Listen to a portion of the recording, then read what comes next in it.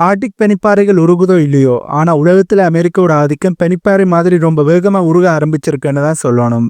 ஏனென்றா, இதுவரைக்கும் அமெரிக்காவைத்தான் பெரிய அண்ணன்னு நம்பிக்கிட்டு இருந்த கனடா, இப்போ ஒரு அதிரடியான முடிவு எடுத்திருக்காங்க. அதுவும் எப்படி எடுத்திருக்காங்கன்னா, மியூனிக் பாதுகாப்பு மாநாட்டுல உலக நாடுகளுக்கு முன்னாடி அமெரிக்காவோட கமாண்ட் இல்லாம, நாங்களே எங்க ஆர்டிக் பகுதியை பாதுகாப்போம்னு டென்மார்க்கோட கனடா கைகோத்துட்டாங்க. இது வெறும் சாதாரணமான பேச்சு மட்டும் இல்ல. 80 வருஷமா இருந்த உறவை ஒரு ஓரங்கட்டி வச்சுட்டு, இனிமே உன் தலைமை எங்களுக்கு வேணாம்னு சொல்லாம சொல்லி, அமெரிக்காக்கு எதிரா ஒரு பெரிய ஒரு கட்சியை கனடா போட்டிருக்காங்க. ட்ரம்ப் அவர்களையும் திடீரென கிரிலாந்து விலக்கி கேட்டார். எதுக்காக 8 ஐரோப்பிய நாடுகளை மிரட்டுறார்? இந்த மிரட்டலுக்கு பயப்படாம கனடாவும் டென்மார்க்கும் எப்படி அமெரிக்காவை கழட்டி விட்டாங்க? இதற்கு பின்னாடி இருக்கிற அந்த பயங்கரமான பொருளாதார கணக்கு என்ன? இதனைத்தையும் தான் இந்த வீடியோவில் நாங்கள் தெளிவாக பார்க்க போகிறோம். வீடியோக்குள்ளே போகிறதுக்கு முன்னே நம்ம சேனலை சப்ஸ்கிரைப் பண்ணி பக்கத்துக்கு பெல் ஐக்கானை கிளிக் பண்ணி வைங்க.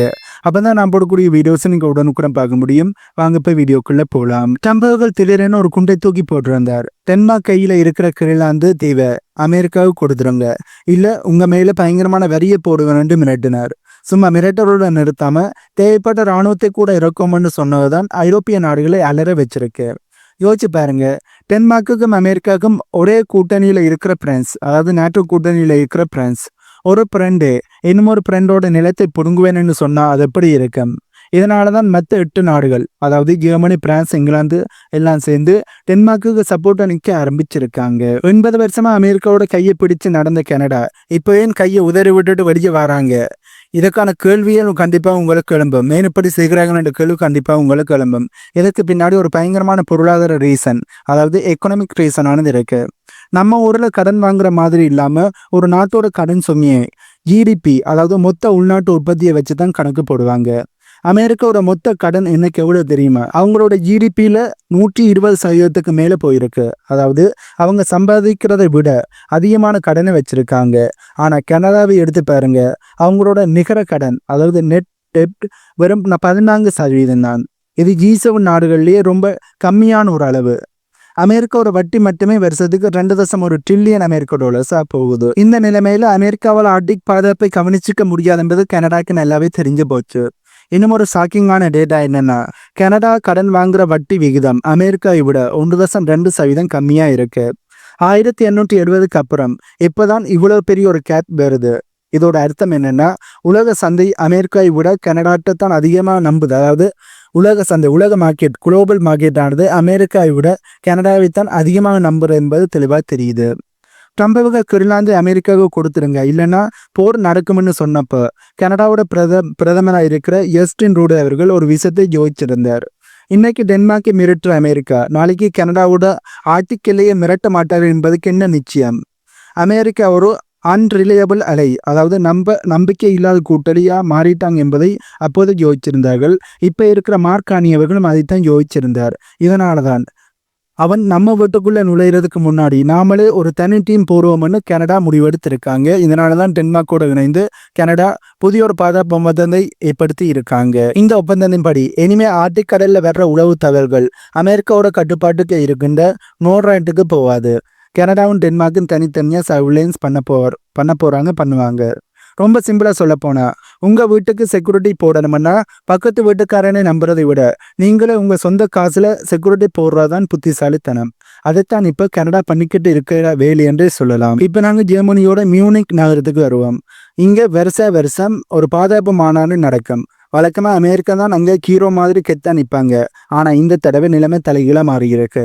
ஜெர்மனியோட சான்சலராக இருக்கிற மெச்சவர்கள் மேடையில் ஏறி அமெரிக்காவோட தலைமை இப்ப தொலைஞ்சு போச்சு, அதாவது அமெரிக்கன் லீடர்ஷிப் இஸ் லோஸ்ட் அப்படின்னு ஒரு குண்டை தூக்கி போட்டிருக்கார்.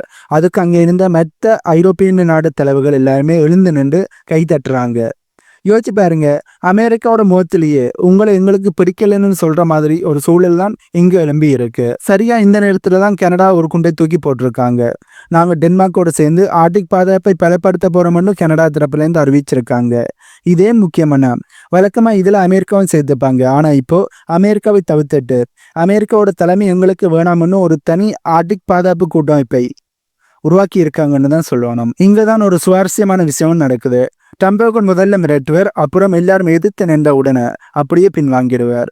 இதைத்தான் அனலிஸ்டும் இப்போ டக்கோ பேட்டர்ன் அப்படின்னு சொல்றாங்க.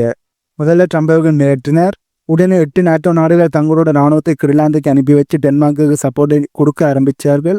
இதை பார்த்த உடனே ட்ரம்ப் அவர்கள் மெதுவாக பின்வாங்கிட்டார். டென்மார்க்கோட பாதுகாப்பு கமிட்டி தலைவர் ரொம்ப ஓப்பனாகி ஒரு விஷயத்தை சொல்லியிருந்தார். அமெரிக்கா எங்களை தாக்கினா நாங்களும் அவங்களுக்கு எதிரான போரை தொடங்குவோம் அப்படின்னு சொல்லியிருக்கார். நாட்டோ நாடுகள் ஒருத்தருக்கு ஒருத்தர் இப்படி பேசிக்கிறது வரலாற்றிலே இப்பதான் முதல் தடவையா இருக்கு. கனடா டென்மார்க் ஒப்பந்தத்தின்படி இனிமே ஆர்டிக் கடல்ல வர்ற இன்டெலிஜென்ட் தகவல்கள் அமெரிக்காவுக்கு போகாது. கனடா கிட்ட இருக்கிற ஐஸ் பிரேக்கர் கப்பல்கள் டென்மார்க் கட்டுப்படுத்துகிற கிரீன்லாந்தினுடைய வான்பரப்பு இவங்க 2 பேரும் சேர்ந்தா அமெரிக்கா இல்லாமலேயே மொத்த ஆர்டிக்கையும் உங்களால் கண்காணிக்க முடியும். சுருக்கமாக சொல்ல போனால் மியூனிக் மாநாட்டில் அமெரிக்காவை ஒரு ஓரமாக உட்கார வச்சுட்டு மற்ற நாடுகள் எல்லாம் ஒன்றா சேர்ந்து நாங்கள் இனிமேல் உன்னை நம்பலன்னு ஒரு பெரிய ஒரு ஸ்டேட்மெண்ட்டை கொடுத்துருக்காங்க. பழைய காலத்தில் அமெரிக்காக்காண்டி டென்மார்க் எவ்வளவோ தியாகம் பண்ணியிருக்காங்க. முக்கியமாக ஆப்கானிஸ்தான் போரில் அமெரிக்காக்காண்டி டென்மார்க்கோட வீரர்கள் நிறைய பேர் உயிரிழந்திருக்காங்க, செத்துருக்காங்க. ஆனால் இன்னைக்கு அதே அமெரிக்கா அவங்களை நிறுத்துறதை யாராலையும் ஏற்றுக்க முடியலை. இதோட ரிசல்ட்ஸ் என்னவா இருக்குமென்று எனக்கு தோணுதென்றால், அதாவது இதனுடைய முடிவு, இந்த பிரச்சனையோட முடிவு என்னவா இருக்குமென்று எனக்கு தோணுதென்றால் 2026 முடிவுக்கு இடையிலேயே ஆர்டிக் பகுதியில் அமெரிக்காவோட ஆதிக்கம் சுத்தமாக குறைஞ்சிடும். கனடா தன்னிச்சையா முழுமையாக செயற்பட ஆரம்பிப்பார்கள். அமெரிக்காவை நம்பி இருக்காமல் ஏற்கனவே சீனா பக்கம் போய் கனடா தன்னிச்சையாக செயற்பட ஆரம்பிச்சுட்டார்கள். ஆனால் இந்த வருடம் முடியக்கிடையில முழுமையாக அமெரிக்காவை விட்டுட்டு கனடா தன்னிச்சையாக செயற்பட ஆரம்பிப்பார்கள். ஆர்டிக்கில் இருக்கிற பெட்ரோல் கேஸ் வளங்கள் கனடாவும் ஐரோப்பிய நாடுகளும் பங்கு போடுவாங்க. அதாவது ஐரோப்பியனும் பங்கு போடுவாங்க. அங்கே அமெரிக்காவுக்கு இடம் இருக்காது. மொத்தத்தில் அமெரிக்காவோடைய ஈகோ அவங்களோட பெரிய கூட்டாளியிலேயே அவங்கள்ட்ட இருந்து பிரிச்சிடுச்சு என்பதுதான் உண்மை. நீங்க என்ன நினைக்கிறீங்க?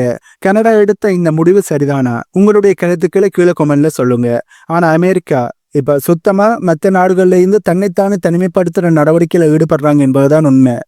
ஏனென்றால் இப்ப அமெரிக்காவில் வைத்த நம்பிக்கை உலக நாடுகள் இழந்தபடியால் இனி அமெரிக்காவை நம்பி எந்த ஒரு நாடுகளுமே முடிவுகளை செய்ய மாட்டார்கள், எடுக்க மாட்டார்கள். முழுமையாக அமெரிக்காவை நம்பியும் இருக்க மாட்டார்கள். இவ்வளவு நாளும் அமெரிக்கா நம்பி இருந்த நாடுகள் கூட அமெரிக்காவை விட்டு விலகுவதற்கான நடவடிக்கையில் தான் ஈடுபடுவார்கள். அதுதான் இப்ப நடக்குது. ஆகவே இந்த வீடியோவில் நான் சொன்ன தகவல்கள் உங்களுக்கு புதிதாக இருந்திருக்குமென்னு நம்புறேன். இந்த தகவல்கள் உங்களுக்கு புதிதாக இருந்தால் இந்த வீடியோக்கு லைக் பண்ணி நம்ம சேனலை சப்ஸ்கிரைப் பண்ணி பக்கத்துக்கு பெல் ஐக்கானை கிளிக் பண்ணி வைங்க. அப்பதான் நான் போடக்கூடிய வீடியோஸை நீங்கள் உடனுக்குடன் பார்க்க முடியும். என்னமோட புதிய தகவல்கள் உள்ளடங்கிய புதிய வீடியோவில் உங்களை மீட் பண்றேன்.